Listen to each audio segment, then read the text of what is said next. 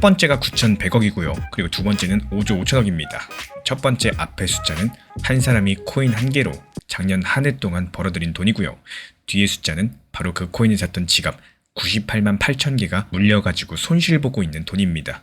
이번에 미국 상원 2명이 이 숫자를 들고 편지 한 통을 보냈죠. 받는 곳은 미국의 SEC 증권거래위원회입니다. 미국에서 주식 같은 증권을 감독하는 기관인데 이 편지 내용을 딱 한 줄로 줄여가지고 말씀드려 볼게요. 미국 트럼프 대통령의 코인이 불법 사기일 수 있다는 거. 그래서 조사해야 되고 뉴스만 보면은 이런 생각 드실 겁니다. 이 정치 싸움이 또 코인 시장으로 넘어오는 거 아니냐. 리플 XRP 들고 있는 나한테 좋을 거 하나도 없겠네. 이런 생각 드실 수 있겠는데 근데 오늘 이야기들을 끝까지 들어보시면요. 이 생각이 달라지게 되실 겁니다. 저는 이 사건을 리플 같은 코인에는 오히려 방향이 반대인 소식으로 읽었거든요. 왜 그렇게 읽었는지 처음부터 차근차근 풀어드려 보도록 하겠습니다. 먼저 무슨 일이 있었는지부터 정확하게 살펴보겠습니다. 편지를 보낸 사람은 민주당의 엘리자베스 워런, 리처드 블루멘탈 상원의원입니다. 받는 사람은 미국 SEC의 폴 애킨스 위원장이고요. CNN이 이 서한을 단독으로 먼저 입수해서 보도했는데 그 문장이 강력합니다. 트 의원은 이렇게 적었어요. 대통령의 밈코인 사업이 불법 사기에 해당할 수 있다고 우려가 된다. 이 조사의 목적도 분명하게 밝혔습니다. 이 코인이 만들어낼 수 있는 불법적인 사기랑 부당한 이득을 찾아내기 위해서라고요. 미국의 SEC는 논평을 거부했습니다. 여기서 낯선 단어가 하나 등장을 하는데 바로 러그풀입니다. 우리 기사들은 보통 먹튀라고 옮기는데요. 코인을 만든 쪽이 사람들 돈이 모일 때까지 기다렸다가 자기가 들고 있던 물량들 팔아치운다거나 지원을 끊고 빠져가지고 뒤늦게 산 사람들만 손해를 떠안게 만드는 행위를 뜻하죠. 근데 이번 서한에서는 이 표현이 한 가지 더 붙어 있었습니다. 소프트 러그풀이라고 해서 한 번에 확 빠져나가는 게 아니라요. 시간을 두고 조금씩 지원을 거두면서 서서히 빠져나가는 방식일 수가 있다는 겁니다. 그러면 당연히 궁금해지죠. 도대체 이 코인이 어떤 코인이길래 현직 상원의원 2명이 사기라는 단어까지도 꺼냈을까? 그 코인 이름은 오피셜 트럼프입니다. 2025년 1월 달에 세상에 나왔고 이 트럼프 취임식을 사흘 앞둔 날이었었는데 나오자마자 매수하는 사람이 몰렸었고요. 이틀 만에 고점을 찍었습니다. 한 개 값이 우리 돈으로 10만 원을 넘겼고요. 코인 전체 값어치는 CNN 집계로 13조 원까지 올라갔습니다. 근데 지금은 어떨까요? 이번 보도 기준으로 봤을 때 이 코인 전체 값어치는 6천억도 안 됩니다. 고점 대비했을 때 96%가 빠졌다는 게 최근 보도들의 계산이고 그럼 이게 어쩌다가 그렇게 됐을까요? 이 트럼프 코인의 설계를 딱 두 가지만 보시면 됩니다. 첫 번째는 물량이고요. 처음 만들어진 코인 가운데 8억 개, 전체의 80%가 트럼프 쪽과 연결된 회사 두 곳의 몫이었습니다. 일반 사람들이 사기 시작하기도 전부터요. 이 물량 같은 경우는 3년에 걸쳐가지고 순서대로 풀릴 예정인데 보도 기준으로 하루에 90만 개꼴로 시장에 나오고 있습니다. 그리고 두 번째는 돈이 흐르는 길입니다. 이 코인은 거래가 일어날 때마다 수수료, 로열티 일부가 만든 쪽으로 흘러가게 설계가 되어 있는데요. 이 로열티라는 것은 이름이나 상표를 쓰게 해주는 대가로서 이에 따른 받는 사용료를 뜻하는데 이 구조에서 중요한 건 딱 한 가지입니다. 가격이 오르든 내리든 거래만 있으면 만든 쪽은 돈을 법니다. 반대로 코인을 매수한 사람은 가격이 올라야지만 돈을 벌고요. 같은 코인인데 만든 쪽과 매수한 쪽이 돈을 버는 조건 자체가 다르다라는 거고 그리고 그 결과가 문서의 숫자로 남았습니다. 지난 6월 말 이 트럼프 측의 공식 재산 공개가 나왔는데요. 미국 고위 공직자가 해마다 자기 재산과 수입을 신고하는 문서인데 이번 건 927쪽짜리였습니다. 여기에 적힌 이 코인 관련된 로열티 수입이 작년 한 해 동안 약 9,100억인데요. 반대쪽 장부도 있습니다. 블록체인 분석업체 나인센의 집계를 뉴욕타임스가 보도했는데요. 이 코인을 매수한 지갑 가운데 98만 개 정도가 6월 말 기준 손실 상태였었고 그 손실을 전부 다 합치면 우리 돈으로 5조 5천억 원 규모였습니다. 이 코인을 샀던 전체 지갑의 3분의 2가량이 몰려있다라는 계산이고요. 그럼 번 쪽은 누구였느냐? 이거보다 훨씬 더 적은 숫자인데 분석업체는 초반에 들어간 소수, 자동 매매 프로그램들이 이득의 대부분을 가져갔다고 봤습니다. 또 다른 분석업체 TRM랩스의 진단도 있어요. 이 코인이 러그풀을 목적으로 설계된 것은 아니다. 다만 내부자 물량 비중이 이렇게 높으면 면밀한 감독이 필요하더라고요. 초기 구매자랑 발행자는 수익을 얻었겠지만 그 이후에 매수한 대부분은 큰 손실을 받고 100만 명에 가까운 개인 투자자가 손실을 떠하는 이 구조는 러그풀이 아니라고 할지라도 시간이 갈수록 더 나쁘게 보일 것이다. 이렇게 말을 했습니다. 여기까지가 코인 쪽의 이야기입니다. 근데 이 사건에서 가장 이상한 대목은 사실 코인이 아니라 편지를 받은 쪽에 있어요. 이번에 조사하라고 요구받은 SEC가 정작 작년 2월 달에 밝혀진 공식 입장이 있거든요. 밈코인은 증권이 아니다. 밈코인이라는 건 유행이나 인물을 소재로 만들어져서 쓰임새보다는 화제성으로 사고 팔리는 코인을 뜻하는데요. 증권이 아니라는 말은 곧 증권을 감독하는 SEC의 감독 대상이 아니라는 뜻이 되겠죠. 심지어 이 코인의 공식적인 홈페이지에서는 처음부터 투자 상품이 아니라는 경고 문구까지 붙어 있었습니다. 그래서 CNN 측에서도 기사에 이렇게 적었어요. 애초에 미국 SEC가 러그풀을 조사할 권한대, 그러니까 소관이 있는지부터 논쟁이 있더라고요. 다만 전례가 하나 있긴 합니다. 이 트럼프 취임 며칠 전에 SEC가 뉴욕의 한 개발자를 러그풀 사기 혐의로 기소한 적이 있다고 CNN은 함께 전달을 했습니다. 그러니까 지금 벌어진 일을 다시 줄여보면 이렇게 되죠. 밈코인은 우리 감독 대상이 아니라고 선언해둔 기관에게 바로 그 밈코인을 조사하라는 요구가 날아든 겁니다. 이 어긋남을 기억해 두시고 딱 한 가지만 더 보겠습니다.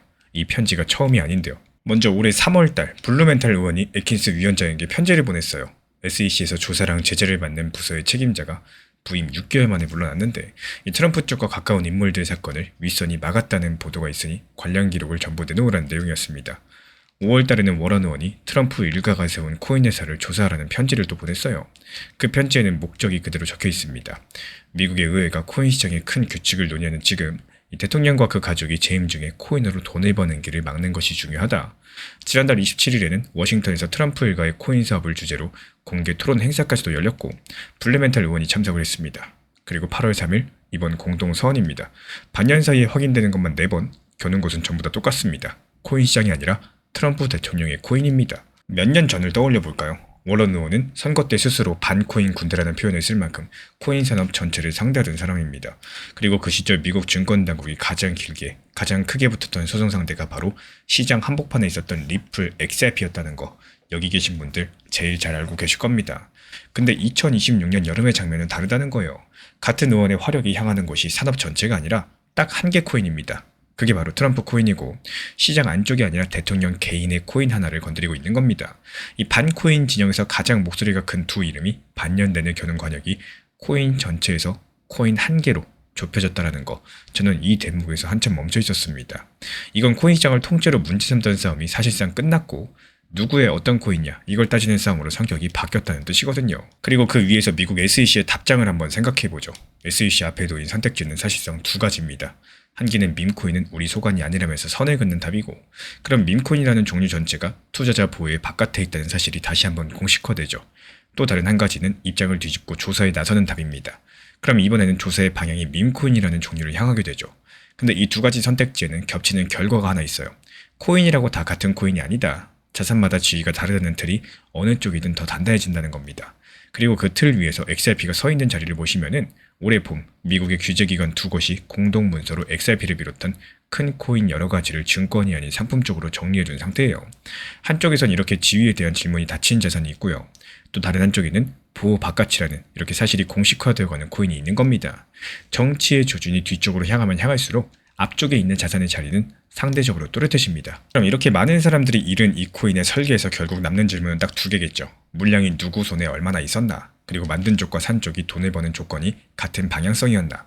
이번 서원이 어떻게 끝나든 앞으로 규제랑 기관이 코인을 들여다볼 때 이 두 가지 질문은 표준 질문이 될 가능성이 크고, 그리고 질문이 표준이 되는 순간 그 질문에 처음부터 장부랑 문서로 답해온 자산과 답을 피해온 코인의 간격은 조사 결과랑 무관하게 벌어지게 될 겁니다. 그래서 제가 바라보고 있는 관점은 미국 SEC가 가까운 시일 안에 이 코인을 상대로 공개적인 조사에 나설 가능성은 낮을 겁니다. 이 사안은 규제의 길이 아니라 이 정치의 길에서 굴러간다. 그리고 편지로, 청문회로, 그리고 코인 시장에 이 시장 규칙을 정하는 법안 협상에서의 압박 수단으로요. 그렇게 보는 근거는 총 3가지입니다. 먼저 방금 보신 어긋남인데요. 미국 SEC 스스로 밈코인은 증권이 아니라고 밝혀준 상태이기 때문에 이 조사에 나서려면 자기 입장부터 뒤집어야 되죠. 소관 논쟁이 있었다는 것은 CNN도 짚은 부분이고요. 그리고 두 번째로 전례입니다. 올해 들어가지고 확인되는 것만 벌써 3번째 편지인데 앞선 편지들이 공개적인 조치로 이어졌다는 소식은 없습니다. 게다가 지금의 SEC는 트럼프 취임 이후에 코인 관련 조사랑 소송의 60% 가까이를 철회하거나 또 중단까지도 해왔다는 보도까지 있습니다. 세 번째로 문서에 남은 단서입니다. 5월달 워런 의원의 편지는 그 목적을 시장규칙 법안 논의와 스스로 묶어가지고 적었는데요. 이 화력의 진짜 무대가 법정보다는 의사당이라는 뜻으로 저는 읽어봤습니다. 이렇게 된다면 앞으로 지켜볼 지점도 3가지겠죠. 먼저 SEC랑 애킨스 위원장의 답변, 특히 답변에 소관이라는 단어가 들어가는지, 들어간다면 어느 방향성인지, 두 번째로 상원 쪽의 후속, 청문회 소집으로 이어지는지 여부겠고, 세 번째로 트럼프 쪽의 대응입니다. 미국 상원 2명이 대통령의 밈코인을 불법 사기 가능성으로 조사하라는 서한을 SEC에 보냈고요. 그 뒤에는 발행자의 9,100억 수익, 그리고 5조 5천억에 달하는 손실이라는 숫자가 있습니다. 이 정작 SEC는 밈코인이 자기 감독 바깥이라고 선언해둔 상태이기 때문에 이 싸움은 규제보다도 정치의 길에서 굴러갈 가능성이 높다라는 거.